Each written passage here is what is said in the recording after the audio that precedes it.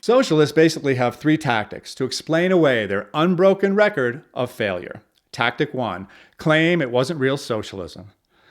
Tactic 2, say they failed because of the capitalists. And Tactic 3, pin a fake socialist label on free market economies and take credit for free market reforms in largely socialist countries. We're going to talk about Tactic 3 today.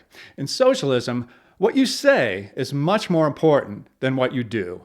And there is often a complete disconnect between the two.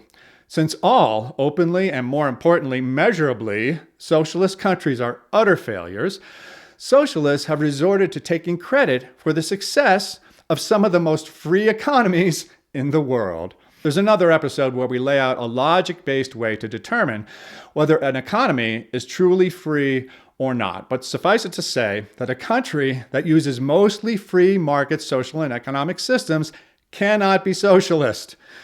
Even this is in dispute, as some of their more desperate adherents claim that free market socialism is totally a thing, except for that little hitch about imprisoning anyone who tries to hire somebody without handing their company over to them. Other than that, yeah, totally free market socialism.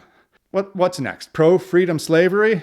But anyway, the godfather of American socialism and his adherents are claiming that, for example, the free markets in the Nordic countries, Sweden, Norway, Denmark, are actually socialists, much to the surprise of the Swedes, the Danes, and the Norwegians.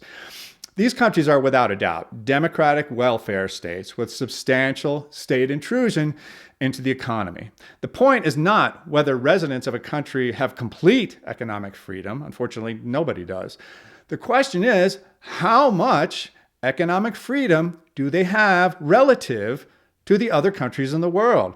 If you look at measurable and objective factors such as size of government, private property rights, monetary policy, free trade, and regulation, you can measure with statistics whether or not a country is more economically free, or in general terms, more capitalist, or less economically free, or more socialist.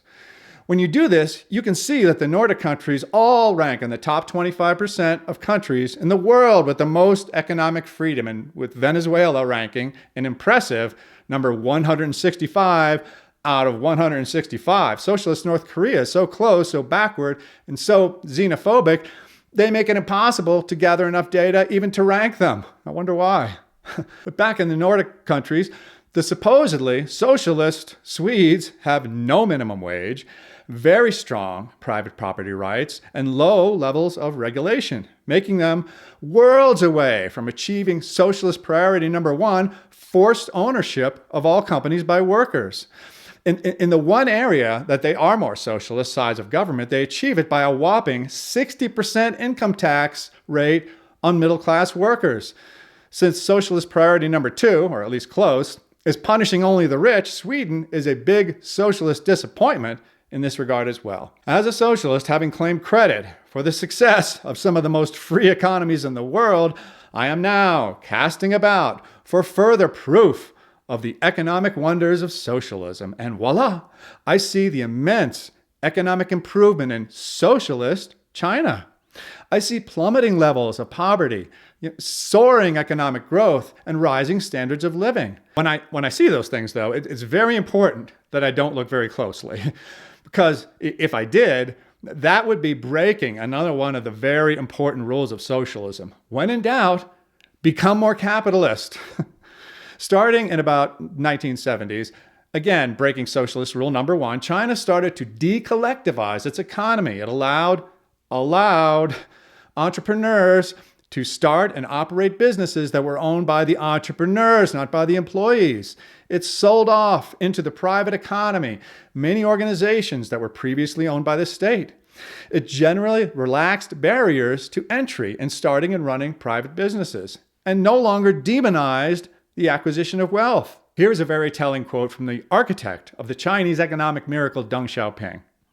As a result of these reforms, over the course of about 2 decades, the private sector went from producing 0% of China's gross domestic product to 70%. 70% of China's GDP is now produced by a private sector which does not require worker ownership of organizations. In other words, the vast economic improvements that have occurred in China over the last several decades are due almost entirely to capitalist policies. If only that was the end of the story. So you see, the current Chinese premier, Xi Jinping, is now in the process of killing the golden goose. That doesn't even quite cover it. More like strangling the golden goose in public for all to see, to make sure that there is no confusion. The economic miracle in China is dead. And it is being buried by the very same socialist policies that caused it to turn to capitalism in the first place. Even with my reasonably extensive world experience and advanced age, when I say those words out loud, I can hardly believe I'm saying it, but there they are. Socialism is the economic gift that just keeps on giving, with, in this case, the gifts being more poverty, more misery, and more death, as well as more obfuscation, evasion, and lies to cover up its dismal track record.